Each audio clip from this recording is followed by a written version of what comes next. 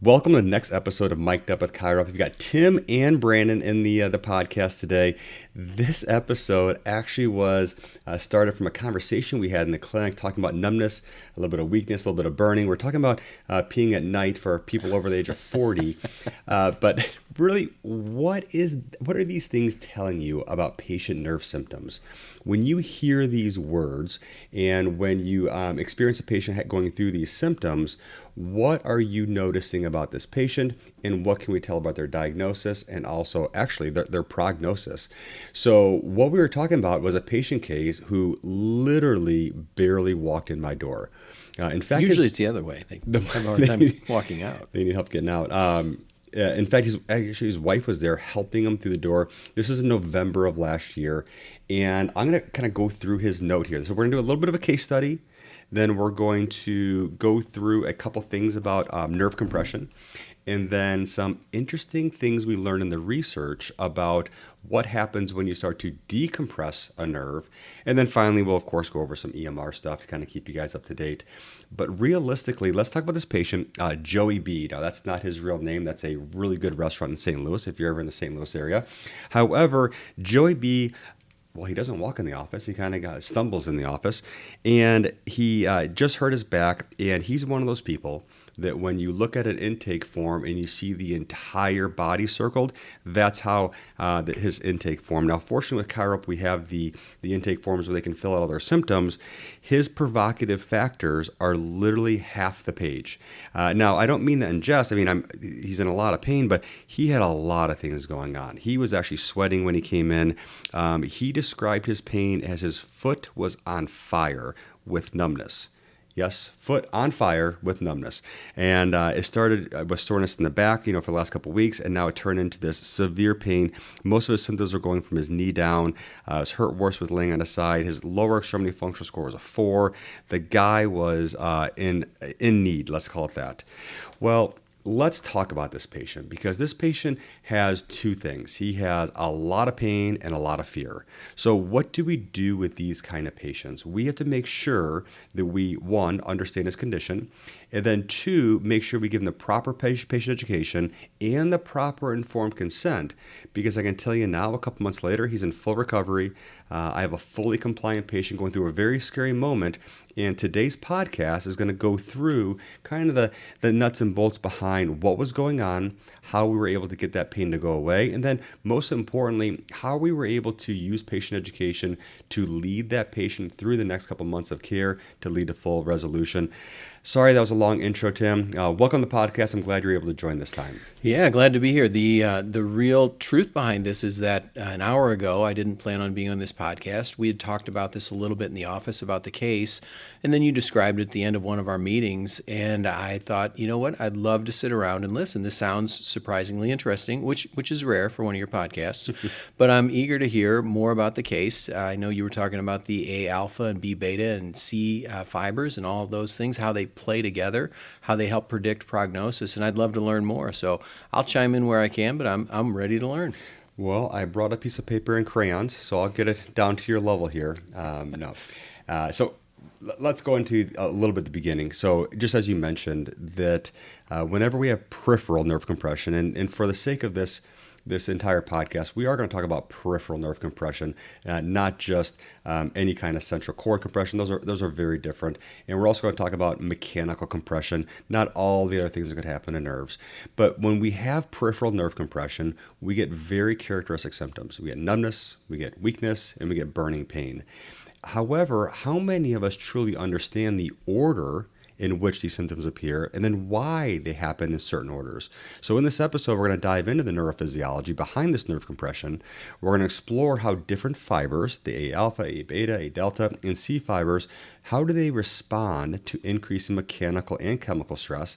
And then we're going to unpack what the science tells us about the symptom progression, and then how, as we start to relieve that compression, how the symptoms are actually going to progress.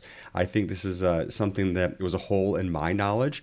I know that We always think about big bad disc herniations taking a long time to go away, but what we know is that role of compression duration really matters.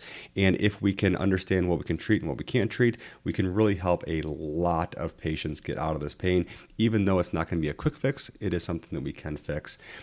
Before we dive into the nuts and the bolts of the podcast, though, Tim, I have to ask you one question, and I did not put this on the itinerary. So if you do get this question wrong, you are voted off the island. You do not get to participate in the podcast. You ready for this?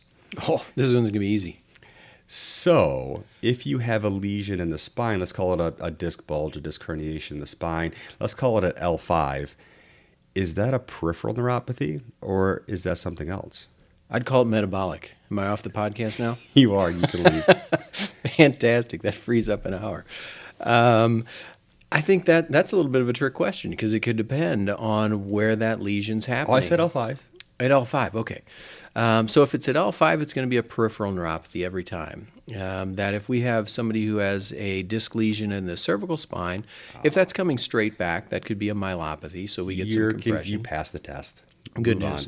Very good news. Whereas if it's in the lumbar spine, if we're down below L2-3 where the cord proper typically ends and now we get the cauda equina, those are past the DRGs, so typically we're going to have a peripheral neuropathy symptom. So I'm going to go peripheral neuropathy. I thought I was going to get you on that one. But I guess you get to participate in the rest of this. So let's go into these peripheral neuropathies.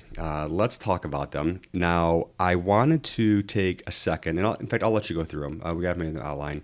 Let's go through the common misconceptions of these neuropathies, because I think a lot of people have a misunderstanding of what causes, in this case, we'll call it sciatica, is that what my patients normally say, or rotor cuff syndrome. So when you do have these nerve symptoms, I think people think there is a magic bullet. There's a fix for it. There's a Tylenol for it. There's something else for it.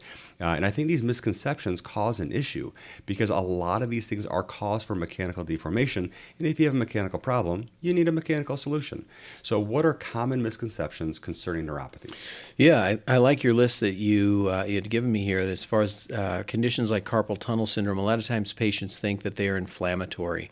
But really we know that that's not typically inflammatory. It's primarily a mechanical compression type issue. And when patients don't understand that, it often leads to ineffective treatments, ineffective expectations, and use of other things like using anti-inflammatories to try to suppress that inflammation, when most of the time that inflammation is already being suppressed by either compression or something ischemic. This has been a long time since I've heard it, but you had a great analogy with epidural steroid injections on how we treat other people's failures.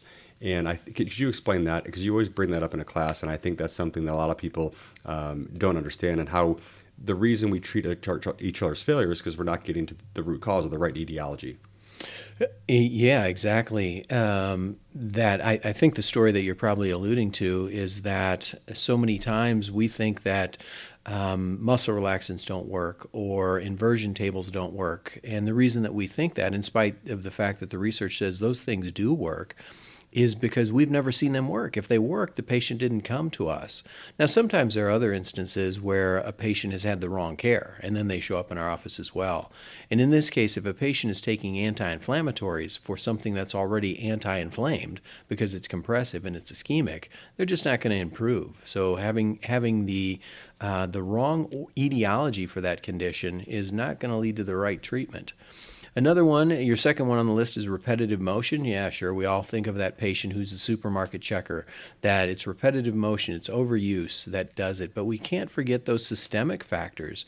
There's been a ton of research recently saying that neuropathies are very much related to vascular supply. So anything that impairs our vascular supply, whether that be obesity or lipid disorders or diabetes, is absolutely going to make that patient more predisposed to neuropathies, especially peripheral neuropathies. One of the things that I look for is that when a neuropathy starts, while that's unfortunate for the patient, if it starts on both sides at the exact same time, it's probably not a mechanical problem, unless they're doing something, to cause that. But when you see things happen on both sides, especially both feet, same time, no significant change in lifestyle, I'm thinking more systemic. Yeah, one of the things that always rings in my head is one of my instructors in school said that anytime somebody presents with bilateral carpal tunnel syndrome, it's a central origin until you've conclusively proven otherwise. And I think that's really true. Was that the same professor, Hippocrates, that taught biology? No, it wasn't. That's one of the reasons I don't join these podcasts. If you just tame it a little bit, it'd be easier. Number 3 is that any type of compression causes permanent damage. Well, yeah, it's true that if we think of a compressive neuropathy, much like somebody being strangled, that yes, if you hold that long enough, that chokehold is going to cause permanent damage that's irreversible. But fortunately, peripheral nerves do bounce back, even if after they've been ischemic for at least a period of time, so we can help those patients. Number 4, double crush syndromes, that I actually talk a lot about double crush syndromes, and it's probably a little bit of a misnomer because a lot of times it's not a crush that's happening, it's an irritation that's happening. One thing that we know is that anytime a nerve becomes irritated anywhere along its chain, if we're talking about the median nerve, we could have some foraminal encroachment, or you could have compression at the carpal tunnel, or you could have anything in between. Anytime that median nerve's course becomes irritated, the whole nerve becomes irritated. So a lot of times it's not that it's a double crush, it's a multiple sites of irritation. The whole nerve is irritable. Number 5 is that the electrodiagnostic tests are always accurate. It's hard to argue with that because this is an objective measure of how well a nerve conducts. But how many times have we seen patients who have a negative carpal tunnel syndrome test in an upper NCV? It just doesn't happen. Everybody has a positive carpal tunnel syndrome test. So a lot of times when we jump on those results and then over-treat the patient as a result of that, it doesn't work out so well. Sorry to interrupt, but actually, I'm not that sorry. I can see on your face you're not. Well, I think that surgery really kind of does jump the gun. And unfortunately, a positive objective test like an NCV is a required thing to have surgery. So if someone had, increased latency of an NCV, what kind of treatments would you provide to that person, let's say for me or the carpal tunnel, that could actually improve that objective finding to avoid having surgery? Well, we could absolutely do the things that you and I and everyone on this podcast is good at, and that's making sure that the irritant sources through the whole course of the nerve are alleviated, whether that be manipulation of the cervical spine, neurodynamics, that when we're doing nerve flossing and nerve releases of the entire course of that nerve, there's abundant research to say that neurodynamics works very well at improving nerve conduction studies. We actually see objective changes in how fast that nerve transmits impulses with neurodynamics. And then I think the last one that you put on here, that only the nerve is affected. This is great because that compression or that irritation isn't just impacting the nerve or just the myelin sheath. It's impacting all the tissues around it. There's probably blood flow restrictions to the connective tissues, to the muscles, to the fascia, to everything else in the area. And if we ignore all those other tissues, we have an incomplete treatment and incomplete resolution. So now we know of all the misconceptions. Let's dive into the purpose of this podcast. And it's really to answer some questions and 3 things that we know are going to happen when we have nerve compression. These are things that I think we see on a daily basis. And if we understand the etiology of the nerve compression, we can actually get to the right treatment for the right patient at the right time. So first thing we're going to cover is common contributors to nerve compression. The second thing we're going to cover, which is I think just intriguing as a chiropractor, is to understand the sequence of nerve fiber involvement. So as you start to compress a nerve, what are we expecting to see as far as symptoms based on the degree of compression? And then finally, what's the patient's prognosis following decompression? Now, decompression, most of us think about that like a carpal tunnel surgery where they take out the carpal tunnel and cut it. But that's not all the things that cause decompression. It could be traction. It could be openers as far as your rehab exercise. It could be manipulation, which opens up that space in the intervertebral foramen. So essentially decompression for this conversation is going to be all the treatments that you provide to your patients. So first off, let's understand nerve compression. Now, this is actually a progressive fiber model, essentially, and it's going to talk about the key contributors to nerve compression. Now, Once again, today we're talking about peripheral nerve compression. However, what are the common mechanical entrapments of nerves? These can be disc herniations. These can be foraminal stenosis. These can be fibrous bands in the elbow, all the things that can compress nerves. So we have mechanical entrapment. Secondarily, we have ischemic compression to the nerve. Whenever we have ischemic compression, this is going to actually impede the blood flow. Now, whenever we have this, always remember that venous compression always comes first, where essentially our blood's not coming out. Veins are much more compliant than arteries. Arteries are much more stiff or rigid, and this is why we see things like in thoracic outlet syndrome, we see a lot more venous TOS versus arterial TOS. And then finally, top contributor to nerve compression is going to be inflammation, or really inflammatory cytokines. To your point, whenever we have an inflammatory issue or an injury to the area, it's not just the nerve that's irritated, it's everything around it. So even your strained ligament or strained muscle or sprained ligament, it creates a neuroinflammatory response for everything in that area, including the nerve that traverses that anatomic region. So what can cause any kind of mechanical compression? I mean, it could be anything. It could be hypertrophic ligament. It could be fascial bands. It could be a disc. It could be osteophytes. Now, usually with a disc, it's more of an acute situation, whereas if you have an osteophytic encroachment, that's more of a long-lasting, slower compression as that bone continues to grow. And then you could really also have external compression from edema or hematoma. In fact, I was at a soccer tournament where a kid started getting numbness and tingling in his foot after a major trauma. In fact, later on we found out he tore his medial meniscus, he tore the ACL and that collateral all at the same time. Well, he had a huge inflammatory reaction, which started to compress the nerves, but it was secondary to that mechanical deformation. So, as far as mechanical deformation, this is what I think is so cool, because when you look at the different fibers within a nerve, they have different sensitivities to compression, and actually the symptoms that are going to be a resultant of that tend to change based on the amount of compression. So what's happening within the nerves is really dependent on the fibers that are being impacted. And in peripheral nerves, and really all nerves, but today for peripheral nerves, it's really a heterogeneous fiber of differing various diameters of nerves, different amounts of myelination, and each of those have a different function. So we can actually figure out this predictable pattern of symptoms based on the amount of compression. And the cool part about this, and I hate to sound excited because obviously the patient's going through this and it's an unfortunate situation. However, this makes us look like fortune tellers because we can actually tell based on the amount of compression what's about to happen to the patient and really how long it's going to take to go away, which I'll have Dr. Berlesman cover here. And I think the cool part about this is that as you start to understand nerve compression, we can actually improve our patient compliance and give them a better idea of what to expect when we're treating them and as their body heals. Now, you and I know that most actions are based upon fear or pain. And in the unfortunate situation in my patient Joey is that both of those things have set in pretty fast. Unfortunately, severe pain, and he has a fear that he doesn't know what's wrong or how long it's going to take to go away. In fact, at this point, just upon meeting him, he doesn't have an idea of is he in the right office.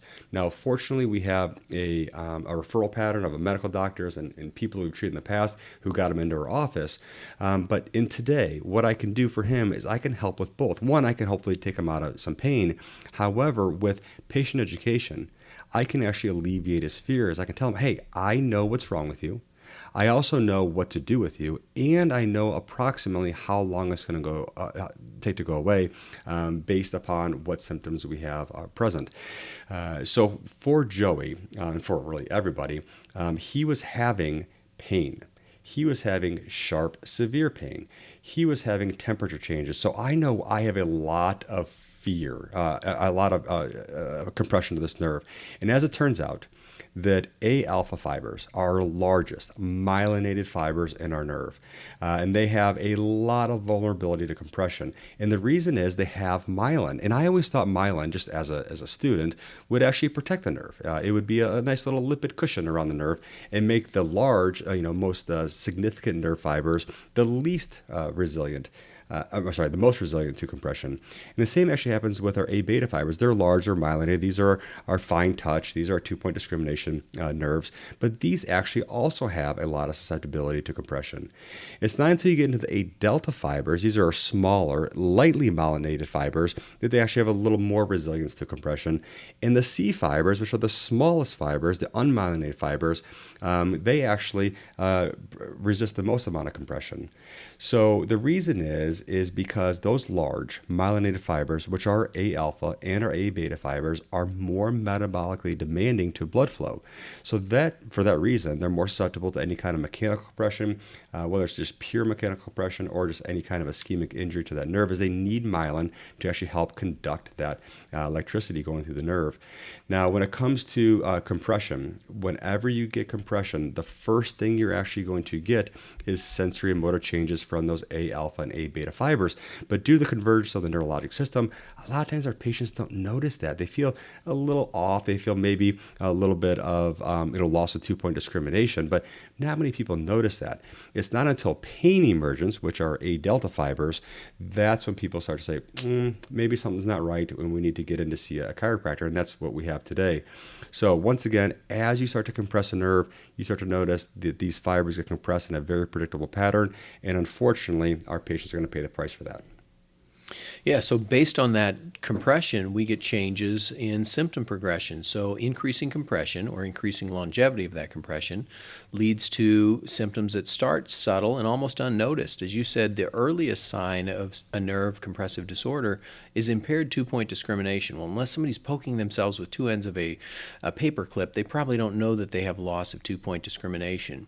And as those A alpha and A beta fibers continue to get ischemic, now we start to see loss of vibration, loss of position sense, and then starting with altered deep tendon reflexes. Now, unless a patient's doing their own reflexes, they probably don't notice that, but we do. When we do the reflexes, we see a unilateral change where their patella jumps on one side, but their patellar reflex doesn't do anything on the other side. That's significant. And don't forget that as patients start to age a little bit, they're going to have a loss of reflex in general. If it's symmetric, that's no problem. But if it's unilateral, that's a problem. The other thing that we see with earlier compression are subtle motor deficits, where they just feel a little clumsy or a little bit fatigued. Think of our patient who has some stenosis, that patient may or may not realize that they're starting to get some clumsiness. And as that compression persists, and now we have moderate or moving towards advanced compression, now we get numbness and tingling. We see sharper pains that can happen because of the A delta fibers.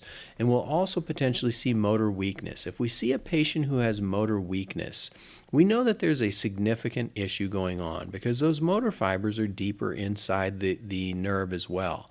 And if we're getting compression of those deeper fibers, that means it can't just be a chemical inflammation. Remember, if somebody has a disc herniation, that jelly comes out. The jelly is unrecognized because it's never seen the vascular supply. Only the very outer part of that disc is vascularized.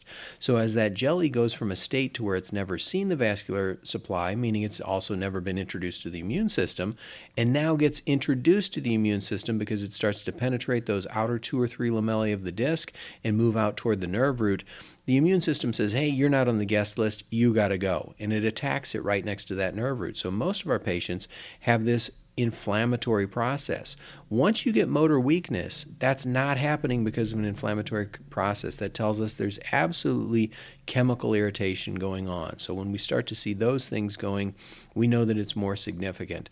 And then that becomes into the severe types of compressions that we have now this burning pain along the C fibers, the constant droning things, the dysesthesias, allodynia, and autonomic symptoms like your patient came in with sweating and vasodilation. Yeah, I think that this is one of those things that as soon as he came in, and in your case, your severe long-standing compression, it wasn't long-standing for him, but it was just very severe due to an activity. So now, once you see this in your office, and you can kind of grade them as far as, early, moderate, compression, severe, what happens to them as you start to perform procedures? And for the case of, Joey, in the case of Joey, what can I tell him? What can I tell him to expect as we take some compression away from this nerve with, in this case, we did traction, we did a foraminal opener as far as an exercise at home, and we also obviously did some manipulation and some nerve flossing. Yeah, hopefully that you can help those symptoms retrace where they came from, and to also appreciate that that's not going to happen overnight. If someone's been choked to the point that they've passed out, taking hands off of their neck is not going to make them jump up and say, okay, let's go for a run. It's going to be slow. So the patient needs to know that that prognosis is not going to be immediate, and it's also going to depend on how long was that stranglehold on and what was the intensity of that compression. So massive compression over a long period of time, not as good of a prognosis. We have more intraneural ischemia, we have Wallerian degeneration, and now we have problems. But we know from the research that if we have early symptoms that haven't been around too long and it's relatively mild compression, we could probably expect a full recovery in weeks to months. Once that starts to stick around for a while or the compression is more significant, now we may not see a complete recovery. It's partial and maybe 3 to 6 months. So we're talking about quarters as opposed to weeks or months. And if it becomes chronic severe compression, where that stranglehold has been held on too long, now there's axonal loss, it's incomplete recovery. We may not see recovery at all, and if we do, it's going to be slow because we need to remember that nerves regenerate at a rate of about 1 millimeter per day or 1 inch a month. And when you think the length of the sciatic nerve, that's a long time.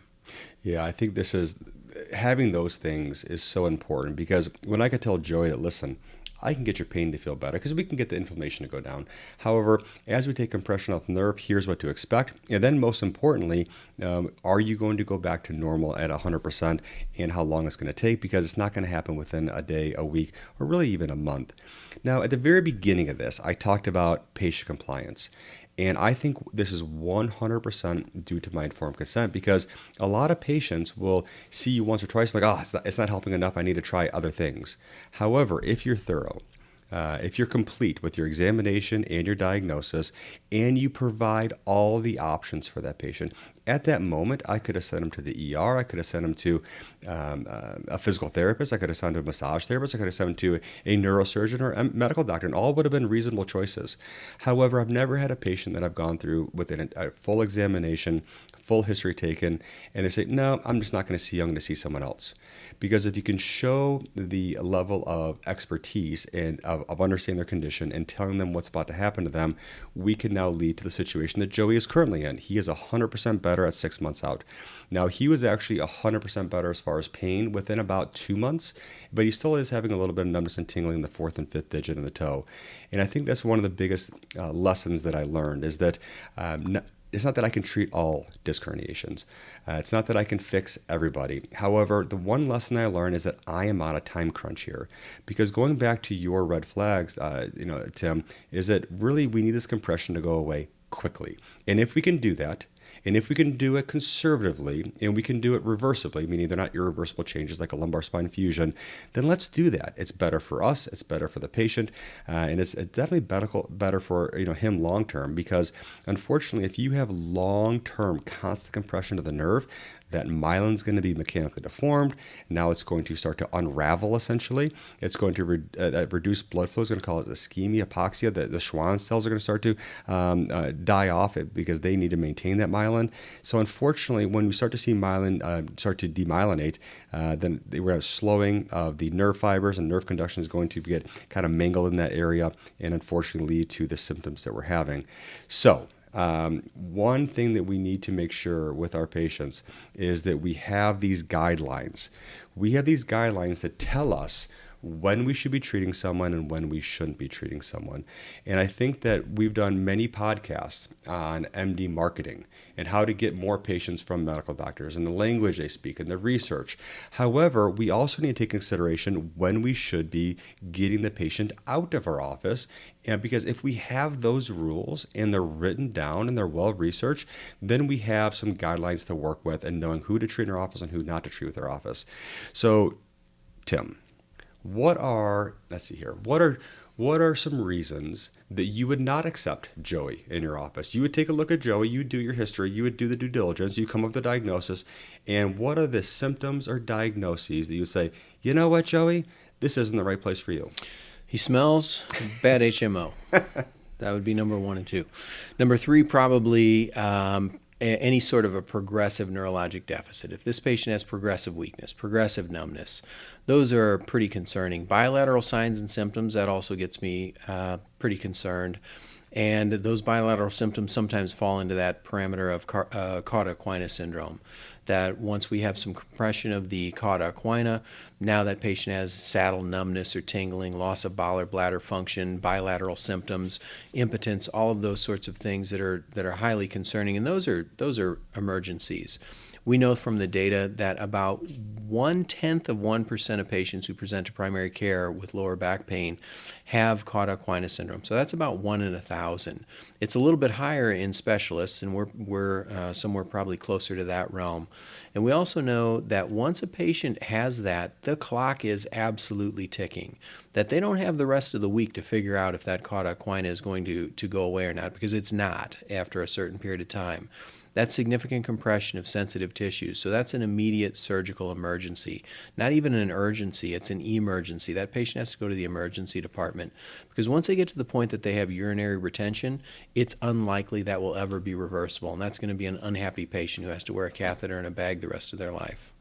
So when it comes to time frame, we often don't see, I've only seen a few cauda equina syndrome patients. And we often do see progressive neurologic deficits that we send out. Those things are fairly obvious. But what we often see is patients who just aren't responding as quickly as we want to. So what are the time frames that we have for somebody who may have symptoms that aren't getting better as quickly as we like? What do we need to think about? I think it's a discussion, but it's a discussion with the patient based on research. Because realistically, we normally can get people out of pain, but what is failed conservative care? When you look at the NASS guidelines in 2020, they talked about 6 to 12 weeks of still having some neurologic symptoms. We need to be referring those people on. And I'm not saying we don't. I'm not disagreeing with that. But if someone has functional limitations that remain severe, if they have persistent symptoms that maybe are getting better one week, but then they keep on happening, get worse the next week, we should at least consider the referral to a neurosurgeon. And the reason I say that we need to have a discussion is the patient has to be okay with it. The patient has to want to go to the neurosurgeon. We don't want to force them to do anything, but we need to bring up the research and say, listen, here's the deal. You have sciatica. You have weakness in dorsiflexion of the big toe. And unfortunately, after 6 weeks, you're still having weakness. And since time is of the essence, I recommend you seeing a neurosurgeon. The patient can decide not to, but we need to make that recommendation, and we need to make sure we put that in our note. We also need to take consideration that when someone has structural pathology, they have a cervical lumbar spine disc herniation, and they have motor weakness, or let's say they have spinal stenosis with neurogenic claudication that's not getting better, or spondylolisthesis with signs of instability. These are patients that we need to have a neurosurgical referral. Once again, that doesn't mean that we're putting them on the surgical table, but we need to get them in the right hands, that if they were to decide to move forward with the surgery, they've got someone they know and trust is able to take care of those structural symptoms. Because sometimes, unfortunately, the structure is too much, and we can't get them better with just conservative measures. I think those are kind of all the red flags that I look for. Any other ones that you can think of?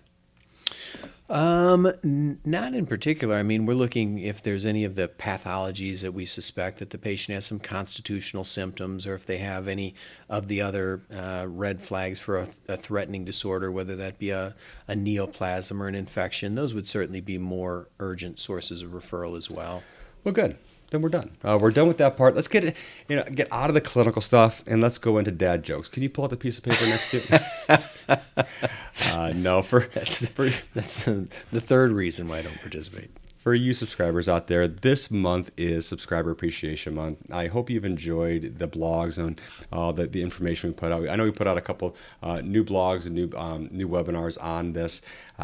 We really do appreciate the feedback we get for all of our outlets, all the platforms we communicate with you on. And I hope you'll take a closer look at Essentials. That Essentials product we keep on making better and better with the clinical information. We have added to the research team.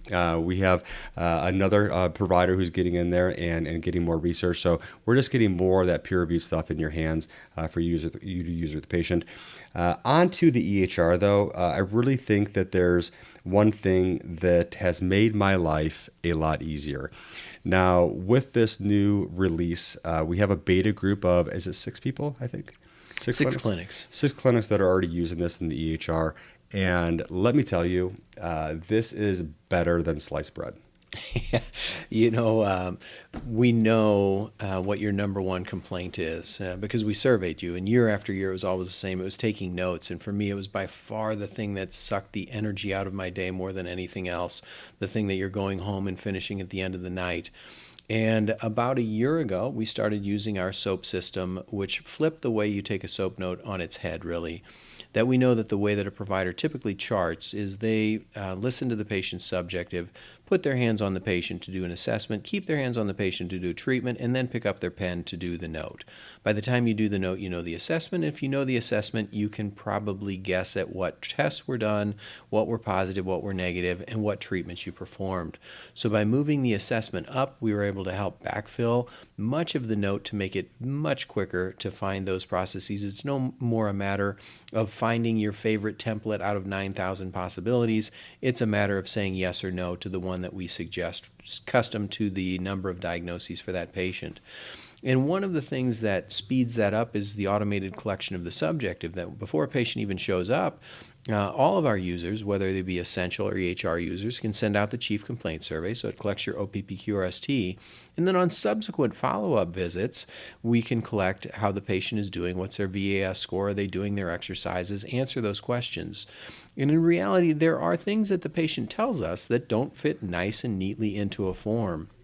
And what we've done to solve that is using voice to chart. So the way voice to chart works is when the patient steps in the room, we get their consent, we touch the start button. When they step out of the room, we hit the done button. And when I go to review my note, it has a paragraph of exactly what that patient told me about their complaint. All of those nuanced details that are next to impossible to capture in even the best systems, but it's doing it now with this added artificial intelligence. And it's Christmas, the first day that we use this.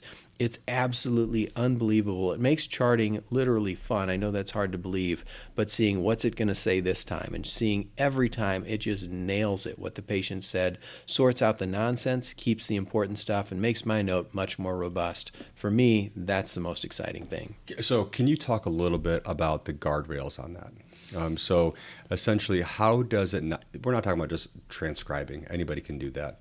How do we do that in a HIPAA compliant manner that also takes out talking about grandma's dog and, you know, the picture of the last vacation they just took and what color their blouse is? Yeah. So there was obviously a lot of thought and planning, a lot of legal work that was done to make this work, and a lot of very bright coders who made this happen. So we're not running this stuff through a open source ChatGPT engine. We're running this through a very proprietary product. It goes through all HIPAA compliant technology. Everybody's executed a BAA. It has very robust prompts that are able to help sort out. And those prompts were developed, you and I developed the prompt that we use by practicing with it every day, all day. And every time it makes a mistake, saying, okay, what's the next one? What's the next one?